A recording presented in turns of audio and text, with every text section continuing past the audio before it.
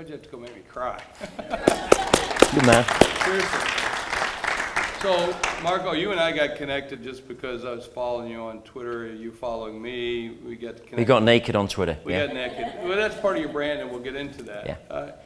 What I wanted you here, and I told you why I wanted you here. Yesterday we did a television episode together, but I wanted you here on this stage because I think you're doing what I'm doing.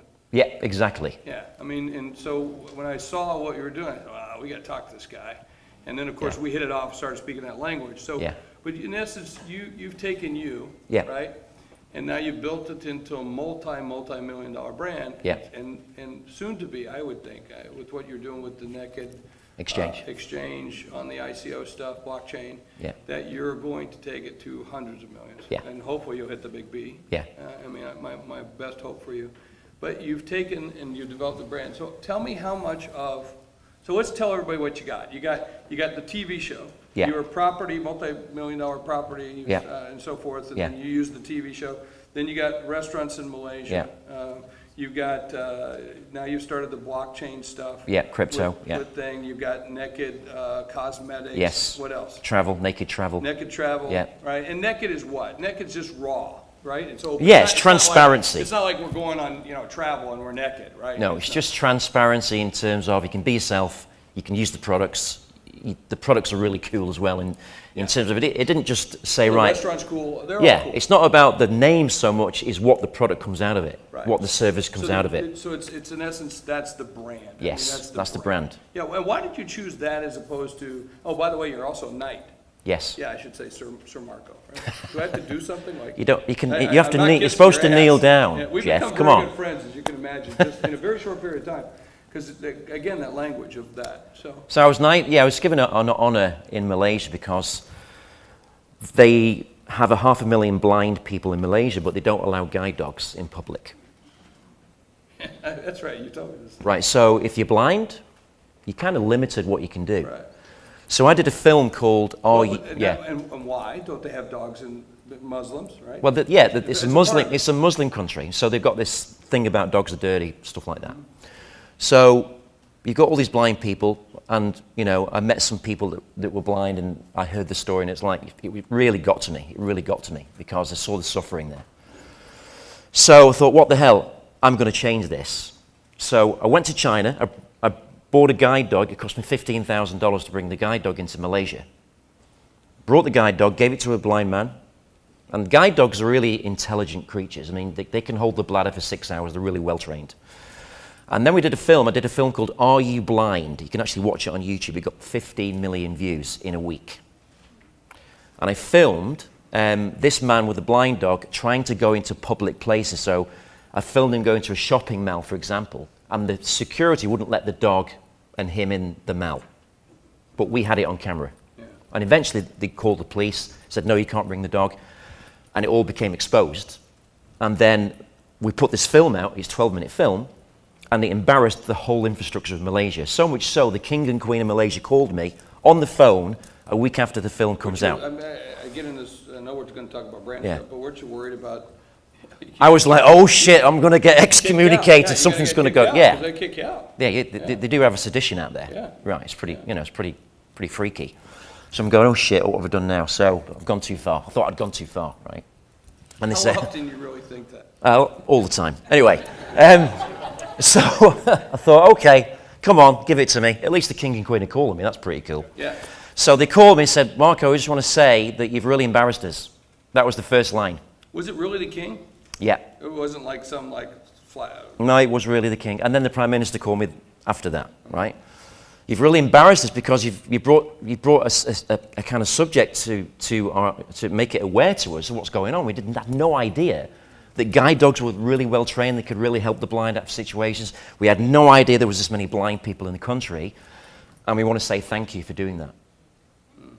And then all the shopping mall general managers telephoned me and apologized for their behavior to the blind people because it was prejudice, massive prejudice. Yeah. So that was fantastic because that was like my first big deal in terms of philanthropy. So I'm curious, did you do that and pick that out because you were righting a wrong, or did you also do it because you could get some great publicity from it? For me, it's all about, if I'm going to do something, guys, you live once, right? I'm 50 years old last week. I know I look 30. You don't have to say it. That's okay with me, right? And when you get... modest. Yeah, why not? Yeah, so if you're going to do something, my thinking is, if you're going to do something, you're going to put your time and your effort in something, go big or fucking go home, right? What's the point? You know? Seriously, I mean, add zeros because you've got the ability to do it. So I want to also point out something to show a little clip real quick too. But you wanted to do a movie all your life, right? Since I was, well, actually, I ran away from home the first time when I was 2 years old, right? No, this is true. True story. Now, I was not aware of that until my mum told me. I had a plastic duck and the head went up and down like this, right?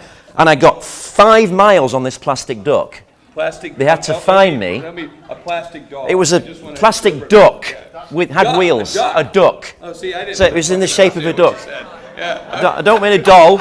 I don't mean a doll, Jeff. Let's not go down that road, right? It's a plastic duck with these wheels on it, and I was like, I was just with the gone. little flappy thing. Yeah, exactly. Yeah, I was gone. So you ran away. What's that got to do with the movie? Well, you said I'd been thinking about it all my childhood, and I had.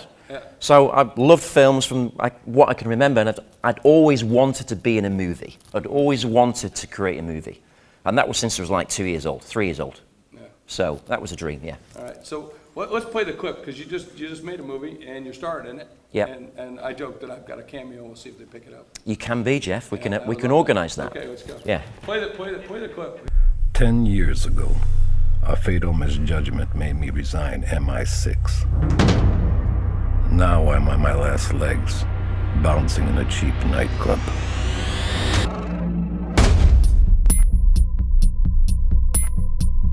The Russian Secret Service is looking for Sasha, a Ukrainian journalist who knows too much to be left alive.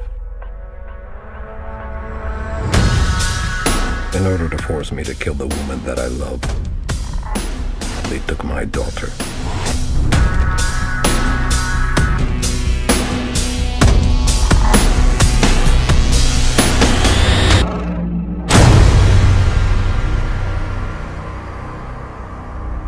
I am the last living member of Grupa Alpha, Russian Secret Service, FSB. Others have been executed. Now I have 24 hours to finish what started 10 years ago. We were cut the task of carrying out assassination on 12 journalists. Everybody is after the truth.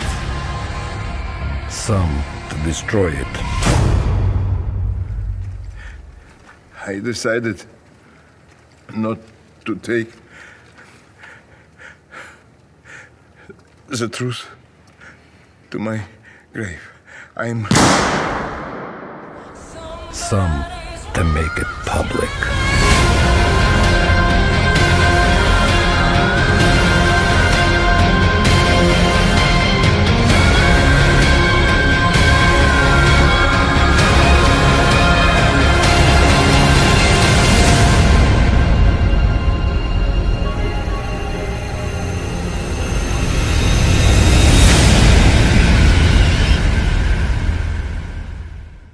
So this is the first time this has been seen too, so thank you for letting us see it.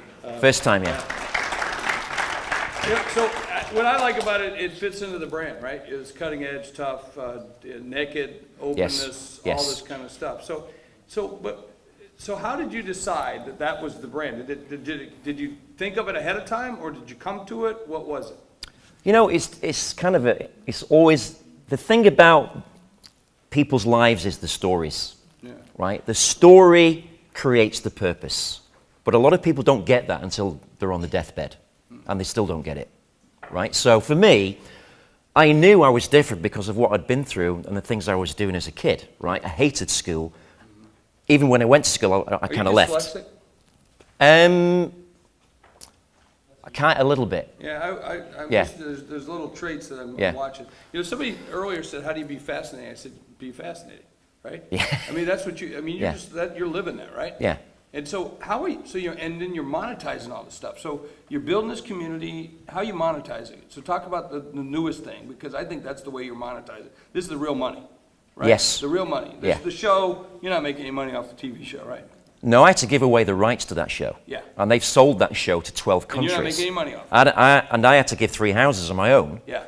So it to the costs you TV station. Okay, got So it. it cost me about £500,000 to But do that. did that help elevate it? The PR from that TV show, Huge. I can tell you, there's no word to describe Right. how huge that was. Right.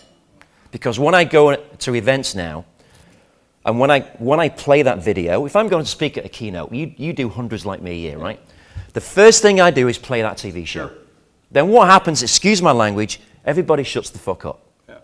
Because I'm kind of new, I've got a different accent, this thing, oh, this guy's, you know, he's going to come here and try and be clever and that kind of That level stuff. sets, man. Yeah.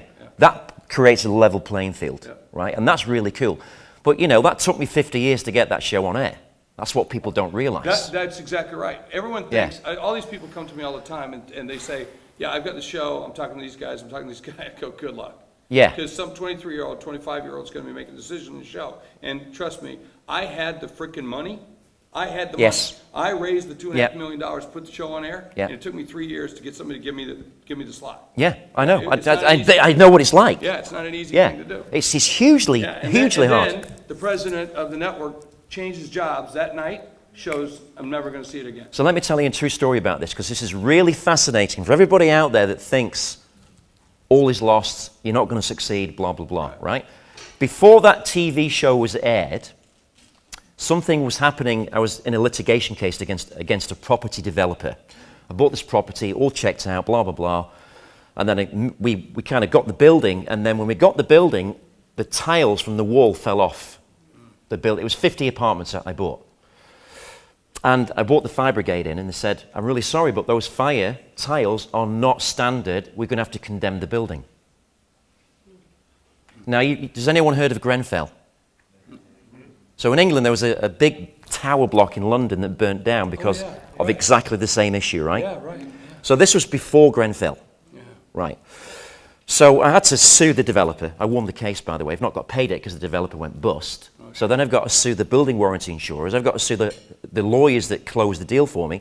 Then I've got to sue I'm actually suing a bank. Is there anyone in the building? No, I wouldn't put anyone in the building. I would rather go through the pain financially and not put anyone there to protect people's lives first, and secondly, my reputation. Because reputation's everything, right? So the bank called Channel 4 TV and said, you can't play that TV show because we're in a dispute with Marco Robinson. So I'm like, fuck you fucking bastards, right? And I was in rage. Did it slow it down? It slowed it down for 2 days because Channel 4 basically grilled me. Yeah, well, and they said, gotta figure it out. They got to They figure it gotta out do because the- it's actually a government-owned public TV station, Yeah, right? sure. Yeah. So they did their due diligence. They researched it, and my lawyer called them and said, you know what, Marco?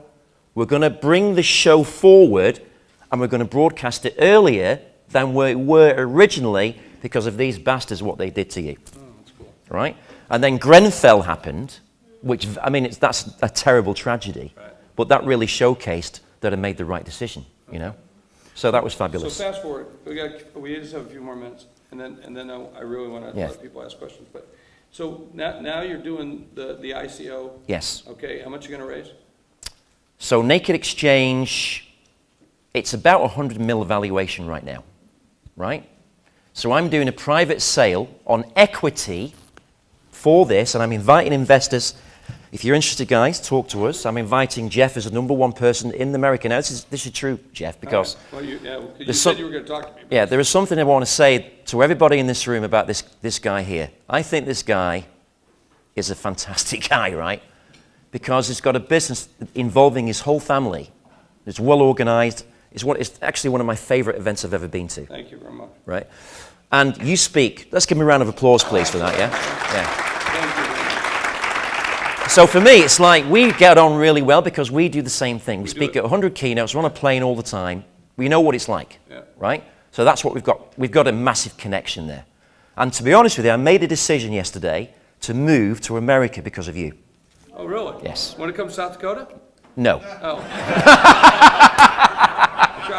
All right. No, I'm moving to Los Angeles. Oh, that's pretty cool. In January, yeah. So this is really cool, because I wanted him to tell you the number. And here's why. Because it's through the stuff that I'm doing as a consultant in the building of the brand. I don't know, is Tyler in the room? Yeah, Ty, how many boards am I on now? 17. So I'm on 17 boards. Now, Tyler manages all that. You know, Tyler came to me the other day and says, Dad, I got to talk to you about some news. I said, what? I says, is it what?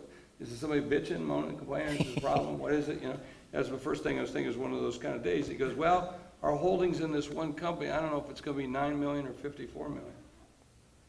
All because of my thought leadership and the stuff that we're doing. And you have those things coming to you all the time about building that brand up and how you do it. And it comes from a basis, right? It comes from rock bottom. Yeah. Because rock bottom is the best foundation, and it creates more champions than privilege ever could or did, right? Questions? Do you guys have questions about how he's doing it, the way he's doing it, or the way it's being done? I can't emphasize how much it is important with the things that Google's about that make some major changes. That's going to eliminate your email, its effectiveness. It's out. It's done. That if you don't have engagement with the audience, they won't send the email through. Yeah. They're putting that in place. That if you don't have regular engagement with the people that you already send the emails to, and they open it and look at it, they won't send them through. That's coming, right? So if you don't start looking for the podcast, the television, the Twitter base, the Facebook base, and if you don't build those in aggregate, and you got to go where they're at, and if you don't start building that engagement with people, you're literally it's going to be the haves and have-nots. I will tell you that. Absolutely. It's yeah. coming. It's coming.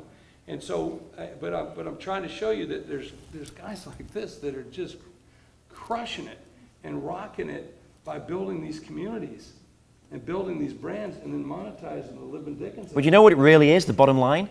It's having the balls to be yourself. Yeah. It's having the balls to say, right, this is me, this is who I am, take me or leave me, or I don't really give a shit, you know? can do it in different ways. I mean, what I think is really cool about you, and I wouldn't do like C-suite makeup, right? Yeah. But I do have the license for C-suite cologne, smell of well, success. there you go. That's perfect. That's a perfect marriage. Right. I'm not joking. I love that idea. Yeah, and so I've got the trade or the markups for all the clothing, C-suite suits, exactly, C-suite ties, C-suite shirts. So that's what I was going to say to you. Fashion, everything like that's connected. Yeah. And and there's other things I found, like as I go through the process, like what we're doing with the Hero Club. Some of you know we're doing the Hero Club. I wish I'd have found that 6 years ago. Yeah. Oh man. Well, that's the thing about us. We beat ourselves up because we didn't think of it earlier. No, but right? what a great gift that gives to me now that I can do it. Question? Anybody? Yeah. Just stand up. Who is it? Chris. Hi, Chris. I can't see you with the lights and stuff. Okay. Marco, can you talk about the ecosystem? Because a lot of times when we're entrepreneurs, we think a lot of ideas. Yes. I get caught up in ideas. And then I'm doing all these things. But then what I learned yesterday about your ecosystem is like, oh my goodness, like everything's connected. Yes. Can you talk about the connection so that you can demonstrate how... Well, let's discuss what an ecosystem actually is. Sure. Yeah, so an ecosystem is basically a place where you create a new economy and everything inside that ecosystem stays inside it, but the ecosystem grows because the people inside the ecosystem get more value by staying in the ecosystem with you other than going somewhere else, right? So what I do is I create businesses that are going to add more value in that ecosystem. Because if I've got a customer, I know they're going to travel 3 times a year. You just described the C-suite network. There you go, exactly. I mean, I didn't ask you to do that. I mean, you just described... That's exactly your business model, ecosystem, right. Simple. By the way, and the more I help you, I gain too, right? Yes. I mean, that's the real... And the clever part is really understanding the trends, understanding the trend of what people are doing with their money, especially consumers, and actually, how they want to spend it. And the blockchain for me it's really a great thing that, It's one of the, Bitcoin was one of the best inventions ever created, right? But the blockchain behind it is total genius. It's even bigger, But because it's so simple. You know, people get ripped off so much these days. I mean, you know, you guys are CEOs, you're business people. Every day you get suppliers rip you off, right? You pay a consultant, they don't do the job. You pay for a service, you don't get it done. Am I right or not? Yes. Right? And I know you've paid hundreds, thousands of millions of dollars on wasted shit that could have actually closed you down. But imagine having a blockchain system where you could actually track the person's track record 100% accurately. Yeah. And you could track what they're doing for you 100% accurately. That blockchain is immensely powerful. So that drives it. Anybody else? I mean, well, I want to make sure you got time. You've got, we're over here, right? And then, right, we got two. I know I'm going over. They're talking to me in my ear. Go ahead, right here. And then right over here.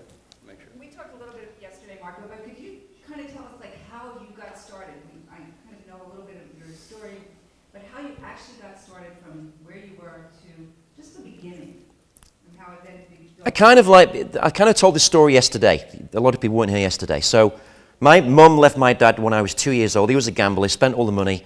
She had to leave him. She had no money whatsoever. She had to go to live with her mum. Her stepfather sexually abused her. She had to leave there. I was 2 years old. We slept in the park. It was -5 degrees. Right? Can you imagine this? So, and then for 10 years, we were living in people's houses. She was moving around the country, looking after me, doing cleaning jobs, any jobs she could get. She wasn't educated. And so I saw firsthand the suffering that she went through to look after me. And when I had the conscious and awarenessness, it's like, that's not even a word, but I just made it up. When I saw that happening in front of me, I realized, holy shit, man, the most important person in your life is your mum. So what I did, I think, right, how can I look after my mum? Because she's been through an immense amount of shit, you can imagine. So that really drove me, right? That gave me so much drive to really get out there and make money. And you know what? It wasn't easy for me to make money because I didn't go to school. I absolutely detested school, right? So I had to learn by experience. And I'll tell you a good story. This is a really good story. In 21, I got into direct sales. Selling timeshare in Manchester, and the property was in Spain, right? And I didn't sell anything for 4 weeks. I was the worst salesperson you could ever imagine, right? They were going to fire me. That was what it was going to be like. And I had no money. I had to walk 5 miles every day to get to work and back, and the food in the cabinet was running out, okay?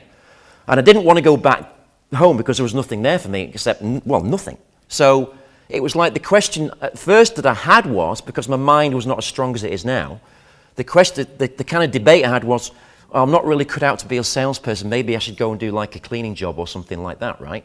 But then when I got more desperate, I thought, hang on a minute. I looked and focused at my past and shit, I don't want to go through that. I don't want to go through that, what my mum did. Fucking, how can I be successful? And I kept asking that question, walking every day for a week. I knew I was going to get fired in 7 days. So asking that question every single day, all the time. And the top salesperson gave me a book. He took me to one side and said, listen, Marco, you don't see it yet, but you know what? There's an immense power in you. You don't even see it. I want you to read this book that I read. It made me the top salesperson in the company. So he gave me this book. And he said to me, go now home and read it. So I went home and read it. And he said, when you read it again. And I read it 8 times in one night. It's the first book I ever read. And I didn't go to sleep. And I was in the morning, I was so energized. It was like electricity running through me. I was like, ugh! I couldn't wait to see my client. I couldn't wait to see them. So I ran to the office, and by the time I got there in my suit, I was too sweaty, so they sent me back to change. Right? And then eventually I got back, but I got a lift because no, we'll give you a lift because you're looking really good today. So that was a kind of shift, right? So anyway, I got back, and my first clients, and this is where the blind dog thing comes in, my first clients were blind. So I had this blind couple, and I brought them to sit down to me. I thought, fuck, how the hell am I going to sell a holiday to them? They can't even see it. I'm like, oh my God, this is a challenge. But I thought I was in such a place where I had nothing to lose. I had no money, no food, nothing. I said, right, guys, I don't care if you're blind or not. You're going to sit there for 5 hours. You're going to listen to me. You're going to buy timeshare, and you're going to spend $10,000 and get your credit card out and give it to me in 5 hours' time. That's what I said to them, because I didn't give a shit. And they said, no, we're not. And they argued with me for 5 hours. After 5 hours, he got his gold credit card out and passed it over to me. And I'm like in shock, because this has never, ever happened to me before. I'd actually convinced someone to believe in me. And I said to them, after the shock, why did you buy from me? It's like the worst question you can ask if you're a salesperson, right? Why did you buy from me? And they said, what, you mean you didn't have any sales before us? I said, no, you're the first. And they said, you what, really? I said, yes.